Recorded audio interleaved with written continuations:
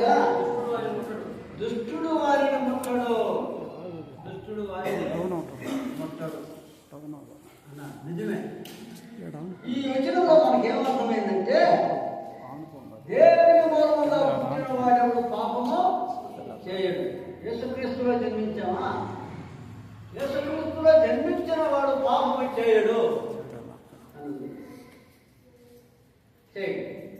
యేసుక్రీస్తు కొరకు జీవిస్తున్నవాడు, యేసుక్రీస్తులో జన్మించిన వాడు పాపము చేయడు.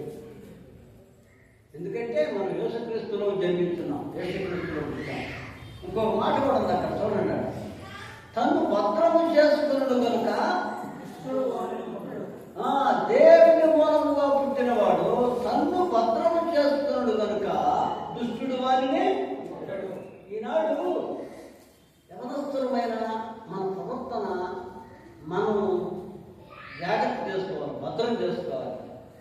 నేను దేశంలో నమ్ముకున్నాను కదా, ఈ లోకంలో నేను జీవించకూడదు, లోకస్తులతో నేను కలిసి బతకూడదు, వాళ్ళ క్రియలో నేను పాలు పొందకూడదు అని మనల్ని మనం భద్రం చేసుకుంటూ ఉండాలి, పరీక్షించుకుంటూ ఉండాలి. అలా చేసుకున్నవాడు తను తాను కాపాడుకున్నవాడుగా లేకపోతే నిలబడతాడు. తను భద్రము చేసుకున్నాడు కనుక దుష్టుడు వారిని ముట్టడు అన్నాడు. దుష్టుడు వారిని వెళ్ళిపోతాడు, ఇది చూసేవాడు అంతే. సాతాను వెళ్ళిపోతాడు. సాతాను నిన్ను దావీదు పడదోశాడు నిజమే. ఆ మాటలు ఎందుకు రాయబడ్డాయి? అలా పడబాకండి అనడానికి రాసిపెట్టాడు అంతే. అలా పడబాకండి అనడానికే రాసిపెట్టాడు. అందుకని యవనస్తులు బలవంతులే. యవనస్తులారా మీరు బలవంతులై ఉన్నాడని ఇదే పత్రికలో ఉంది కదా. యవనస్తులారా మీరు 14వ వచనంలో, 2వ అధ్యాయం 14వ వచనంలో మీరు బలవంతులు, యవనస్తుల గురించి అన్నాడు. యవనస్తులారా మధ్య భాగంలో చదువుతున్న ఆఖరి లైన్లో 2:14 యవనస్తులారా మీరు బలవంతులు, దేవుని వాక్యం మీ యందు నిలుచుతున్నది. అందుకని దుష్టుడు మిమ్మల్ని ముట్టడు. ఏమన్నాడు? మీరు దుష్టుని జయించుతున్నారు. మీకు రాయిస్తున్నా, మీరు దుష్టుని జయిస్తున్నారు, మీరు దుష్టుని జయించున్నారు, మీకు రాస్తున్నారు. ఎందుకు? మీరు బలవంతులు. ఎట్లా బలవంతులు అయ్యారు? దేవుని వాక్యము మీలో ఉన్నది కనుక. అదిదనమాట బలవంతులు. ఎట్లా అయ్యామా? దేవుని వాక్యం మనలో ఉన్నది. చాలా మందికి దేవుని వాక్యం తెలియదు ఆయన. అందుకే యూత్ మీటింగ్లో దేవుని వాక్యాన్ని నేర్చుకుంటే ఆ వాక్యాన్ని బట్టి మన ప్రవర్తనను సరి చేసుకుంటాం. 119వ కీర్తన 9వ వచనం చూడండి. 119వ కీర్తన 9వ వచనం. యవనస్తులు దేని చేత తమ నడత శుద్ధిపరచుకుందురు.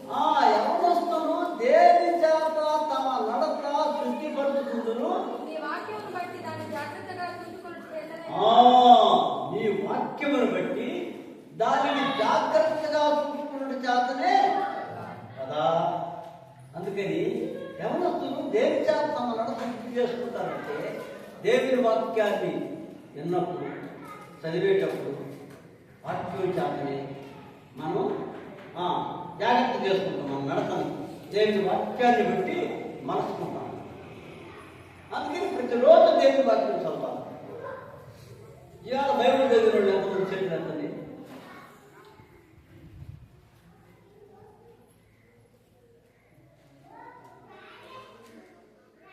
అంటే చాలా మంది బైబిల్ చదవాలి. మంచి చెప్పండి. చాలా మంది బైబిల్ చదువుతారు. బైబిల్ చదవాలి. బైబిల్ చదవాలి. యూత్ మీటింగ్లోకి ప్రత్యేకంగా యవనస్తులు తప్పనిసరిగా రావాలి. ఎందుకంటే సంఘమంతా కూడినప్పుడు సమాజం బోధించే వాక్యం, సంఘానికి బోధించే వాక్యం వేరుగా ఉంటుంది. యూత్ మీటింగ్లో యవనస్తులకు సంబంధించి వాళ్ళ జీవిత విధానాన్ని గురించిన బోధ పరిపట్టాలి. ఇది అవసరమైన బోధ. అట్లాంటి బోధన మనం వినాలి. మంచి సందేశాలు మనం విన్నాం. అందుకని యవనస్తులు తప్పక తొట్టేరుద్రని మన దైవ జాతర చదివించారు. ఎందుకు తొట్టేస్తారు? అక్కడే ఉంది ఒక మాట. ఏముందంటే యెహోవా కొరకు ఎదురు చూసేవారు నూతన బలము పొందుదురు అని చెప్పి ఏమన్నాడు? వారు పక్షరాజు వలె రెక్కలు చాపి పైకి ఎగురుతారు. యెషయా గ్రంథం 40వ అధ్యాయము 31వ వచనం. అందుకని యవనస్తులు తప్పక తంత్రులని రాయబడింది కానీ దేవుడు దానికి విజయానికి సంబంధించిన మాట కూడా రాసి పెట్టాడు. ఎట్లా ఉంటుంది? ఎట్లా? యెహోవా కొరకు ఎదురు చూసేవారు నూతన బలాన్ని పొందుతారు. యెషయా గ్రంథం 40:31 చదువుతుంది. నూతన బలం ఎట్లా వస్తుంది? దేవుడి కొరకు ఎదురు చూడాలి, దేవుడి వాక్యాన్ని చదవాలి, దేవుడితో ప్రార్థన చేసుకోవాలి, దినదినం నూతన బలాన్ని పొందుతూ ఉండాలి దేవుడి వాక్యంలో. అది అర్థమైందమ్మా? దేవుడి వాక్యంలో నూతన బలాన్ని పొందుకుంటూ ఉండాలి మనం. అప్పుడే సాతానుడిని జయిస్తాం. బలవంతుడిని బలహీనుడు ఏం చేయగలడు? ఇప్పుడు గొలియాతు బలాఢ్యుడే, బలవంతుడే. కానీ దేవుడి బలం ఎంత? గొలియాతు బలం ఎంతది చెప్పండి? దేవుడి బలం ఎదుట గొలియాతు బలం ఎంతది? తక్కువే కదా. అందుకే కదా పడిపోయాడు, ఒక దెబ్బ పడిపోయాడు కదా. దావీదు యుద్ధానికి పోయినప్పుడు ఏమన్నాడా? యుద్ధము యెహోవాది, నాది కాదు, యుద్ధం ఎవరిది? యెహోవాది.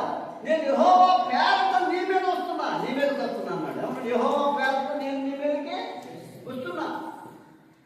యుద్ధం యెహోవాది. వాడు బలాఢ్యుడే కానీ గొలియాతు, కానీ దేవుని బలం ఎదుటవాడు ఎందుకు? అలాగే సాతాను కూడా బలవంతుడే, కానీ మనలో ఉన్నవాడు బలవంతుడు. ఆ మాట కూడా ఉన్నాయి. మీలో ఉన్నవాడు లోకములో ఉన్న వారందరికంటే గొప్పవాడు. మనలో ఉన్న ప్రభువు ఈ లోకములోనే కాదు, పరలోకములో ఉన్న వాళ్ళందరికంటే గొప్పవాడు, సాతాను కంటే గొప్పవాడు. మనం మేము యుద్ధం ఎవరు చేస్తారా? మన ప్రభు మన పక్షముగా యుద్ధం చేసి మనల్ని నిలబెట్టేవాడు ఆయన, ఆయన. అందుకని మనం చుట్టాడతాం తప్పక రాయకూడదు. నేను చుట్టాడలే, ఇది వీలు లేదు. చుట్టెళ్ళకూడదు.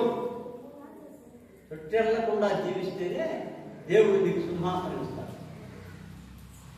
అర్థమైందా?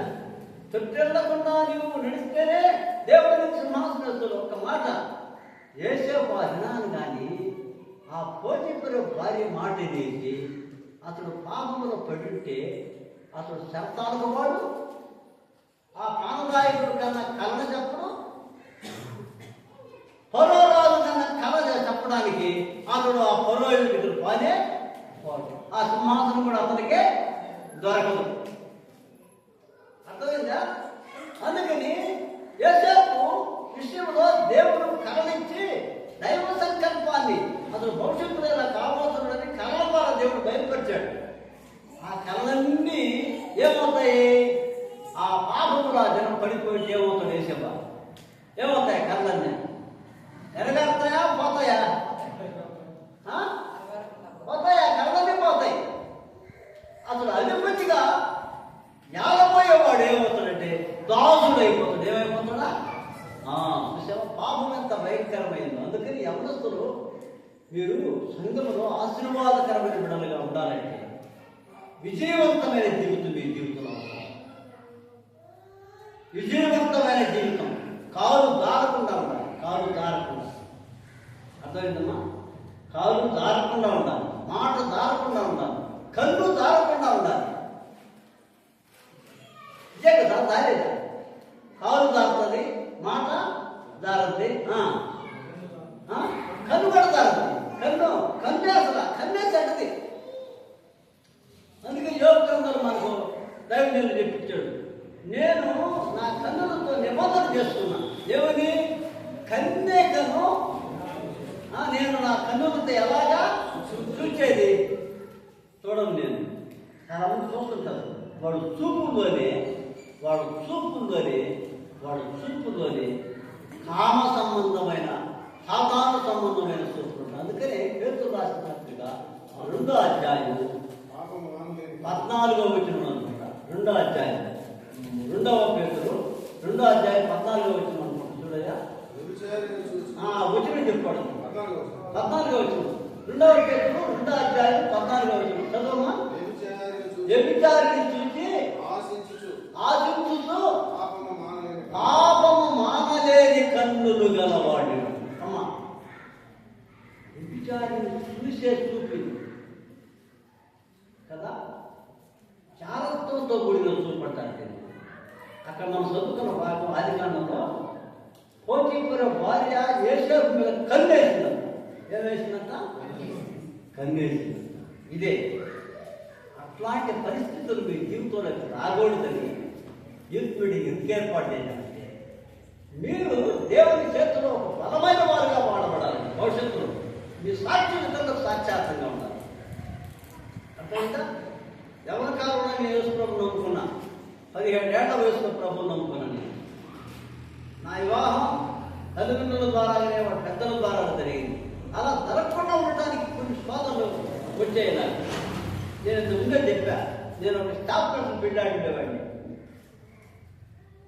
ఎలాంటి శోధనలో కానీ పడినట్టేది. అలాంటి శోధనలు తప్పించుకొని దేవుడు నన్ను విడిపించాడు, కాపాడాడు. దేవుడు పక్షంగా నిలబడ్డా. అందుకే ఈ మధ్యకు నన్ను తీసుకుని వచ్చాడు. వీడైతే సరిపోతాడు, ఎక్కడ వీడైతే దేవుడి పనికి సరిపోతాడని చెప్పి మా ఊరి నుంచి ఇక్కడ తీసుకొచ్చాడు. నేను కానీ అవినాడునైతే, నేను కానీ ఆ మొదటి విషయాలు వివాహ విషయంలో కూడా తగ్గిపోవాలా, వివాహ విషయంలో కూడా తగ్గిపోకుండా దేవుడు నిలబెట్టాడు, కాపాడాడు.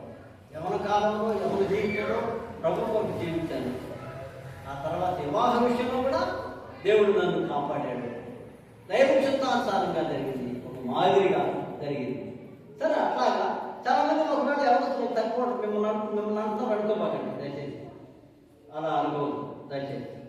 అది పొరపాటు విషయాలు జరిగి ఉంటాయి కనుక అలాంటిది మీరు బాధించకూడదని మనం చేస్తున్నాము.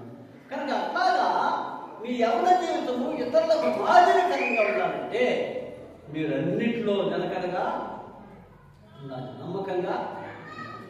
అందుకని యేసుక్రీస్తు మిమ్మల్ని వాడుకుంటాడు. యేసుక్రీస్తు మిమ్మల్ని దీవిస్తారంటే ఆయన పక్షంగా నిలబడాలి కదా. మనము కాపాడుకోవాలి. దేవుని మూలముగా పుట్టినవాడు పాపము చేయడం మనము నిజమే. యేసుక్రీస్తుగా జన్మించిన వాడు అలా చేయడు. ఎందుకంటే మనం బలవంతులు. దేవుని వాక్యం మీద నిలుస్తున్నదాన్ని, దేవుని వాక్యం మీద ఎవరైతే దేవుని వాక్యంలో ఉంటారో వాడు దారిపోవాలి. ఆ వాక్యం చాలా హెచ్చరింపబడి మళ్ళా వాడు సరిచేయబడతారు, మళ్ళా గెలుచుకుంటారు జీవితాన్ని.